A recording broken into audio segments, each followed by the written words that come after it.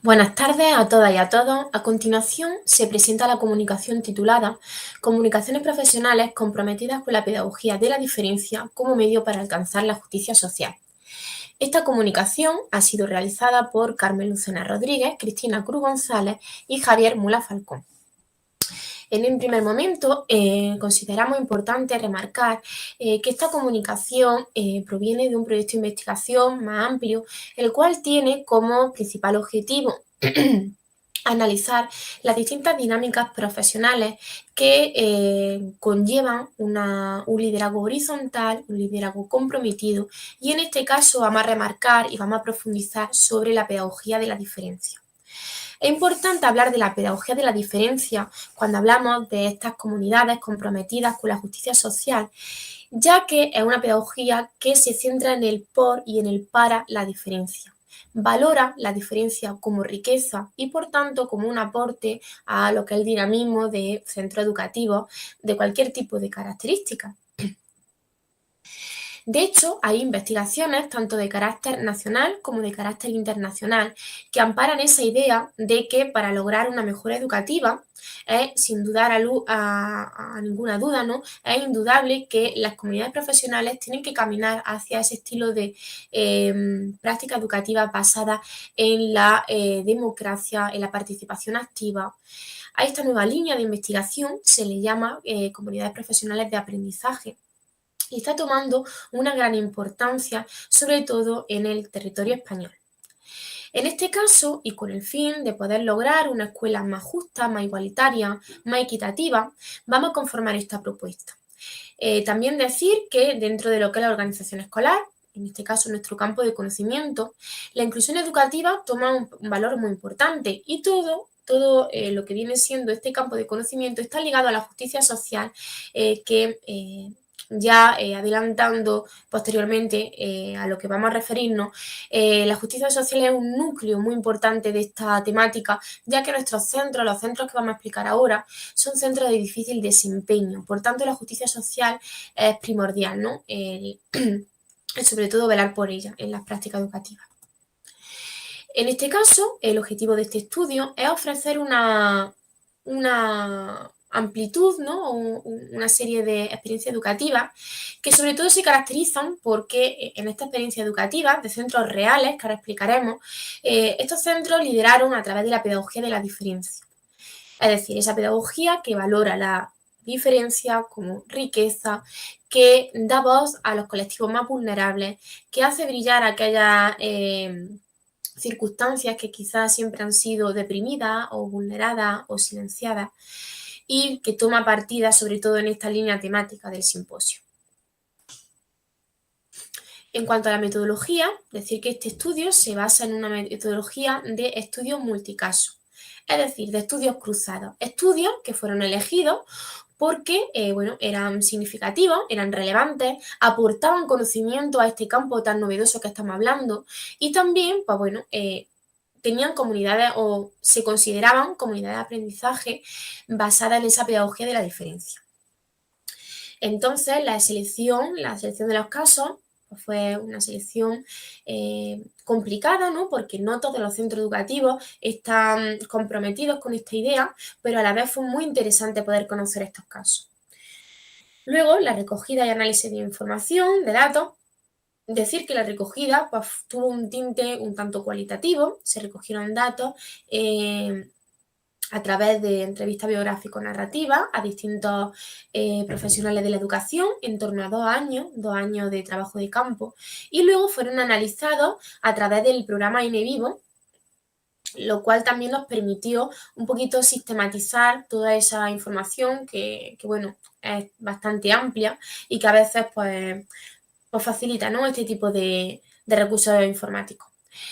También hablar, por supuesto, de que como estamos hablando de una metodología basada en cuestiones humanas, las consideraciones éticas son muy importantes.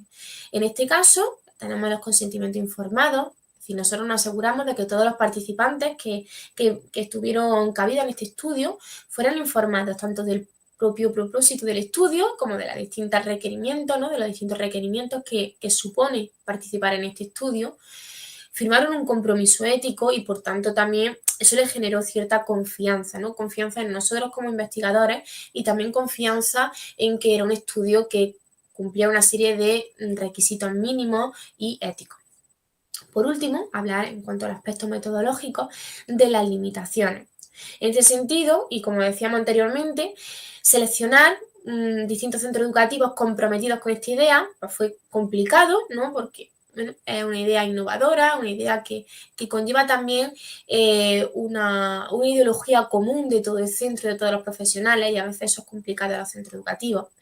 Y también otra de las limitaciones es la crítica inherente que tiene esta metodología, debido a que, bueno, es una metodología humana, no una metodología objetiva en sí, sino que pues, tiene unas particularidades propias de lo que es el enfoque autobiográfico narrativo y por tanto no puede ser generalizada, sino que tenemos que verla como algo, un hecho concreto y que busca su interpretación en esa concreción.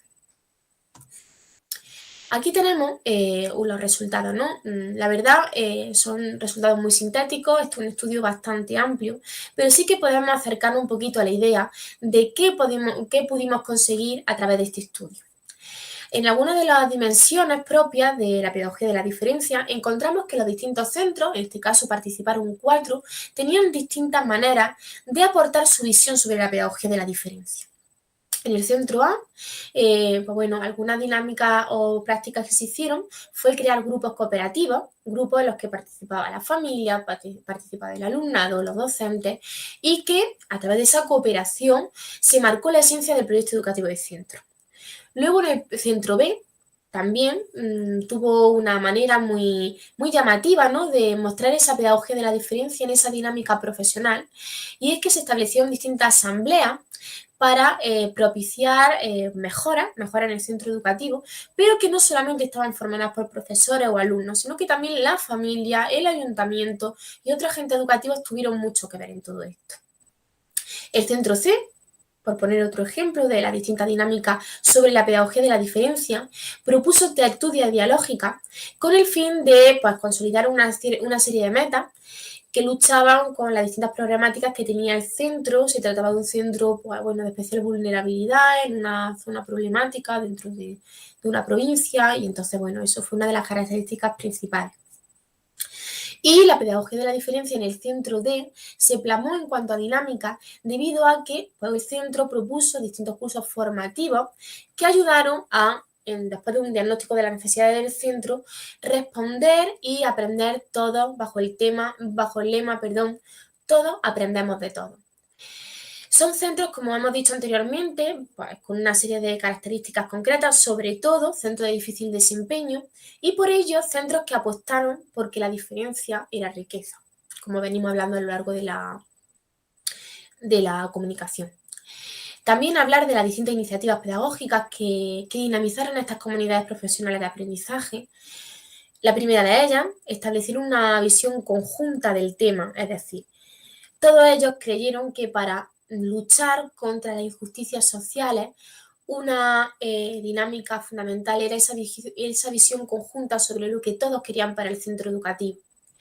La segunda, practicar la autocrítica profesional, lógicamente, ¿no?, para mejorar, para seguir formándose, para diagnosticar distintas limitaciones y potenciar otras. Y la tercera, identificar los desafíos desde el principio. Es decir, esa fase de diagnóstico que hemos explicado también anteriormente, que han tenido algunos centros, sirvió mucho para poder hacer frente a las distintas metas que se propusieron tras esa fase de diagnóstico. Todo ello, todo lo que estamos explicando, también lo avalan otros estudios a nivel internacional y de gran calado. Por ejemplo, ante el primer resultado de nuestro estudio, ¿no?, la pedagogía de la diferencia, parte de ese comprender el cambio de registro de lo que necesitan los alumnos. También hay estudios como el de Kim Neumann en 2001 que habla pues, de esas comunidades de aprendizaje profesional que se establecen tanto dentro como fuera de la escuela y que son muy importantes para saciar y para responder a las necesidades del alumnado. Nuestro segundo gran resultado es que la pedagogía de la diferencia incita a analizar críticamente esos discursos, ¿no? Esos discursos que no solamente tienen que ver en la actualidad, sino que han sido arrastrados desde pues, antecedentes contextuales, históricos, y que han propiciado esa exclusión y esa marginación. Hoffman y Heap, en 2003, explican que cada escuela es única y que cada cultura también. Y entonces esto no solamente es que afecta a la comunidad escolar, sino que le da ese tinte diferenciador y, por supuesto, ese tinte de riqueza. Por último, otro de los resultados principales de este estudio habla de que debemos mirar al horizonte de la inclusión educativa para identificar qué objetivos, ¿no? O qué metas debemos alcanzar. Y en este caso, Hopkins y Reynolds, grandes autores referentes a la inclusión, hablan de que aquellas comunidades de aprendizaje o profesionales de aprendizaje llevan arraigada una cultura profesional cooperativa, horizontal, comprometida con la justicia social, y eso es lo que le promueve pues, el logro de metas, estrategias y resultados positivos de aprendizaje. Por ello, en cuanto a las conclusiones, decir que esta experiencia educativa no solamente hablan de algunos hechos puntuales, sino que también dan luz a distintas maneras de hacer posible esa cooperación y compromiso colectivo, y que también habla de que los docentes empáticos, los docentes comprometidos, las familias comprometidas, las familias empáticas, caminan hacia también esa consolidación de comunidades profesionales de aprendizaje. En otras palabras, también decir que temáticas relacionadas con la vulnerabilidad, los grupos vulnerables, hablan sobre todo de distintos hallazgos, ¿no? A nivel internacional. Y es que es muy importante a nivel internacional dar voz a los estudiantes y, sobre todo, una línea muy importante que está teniendo ahora mucho potencial es el empoderamiento estudiantil y el empoderamiento docente. Por último, decir que esta línea de investigación, la pedagogía de la diferencia, es un campo muy atractivo y que todavía no ha sido demasiado explotado. Por tanto, animamos a seguir profundizando en esta temática, a seguir ampliando miradas, ampliando temáticas, subtemáticas de este eje, de este campo, que ha venido para quedarse y que cada vez pues, sorprende más con su descubrimiento. Sin más, dar las gracias al Congreso por la oportunidad de poder exponer este trabajo, y para cualquier tipo de duda, cuestión, sugerencia, dejamos aquí nuestros contactos. Muchas gracias.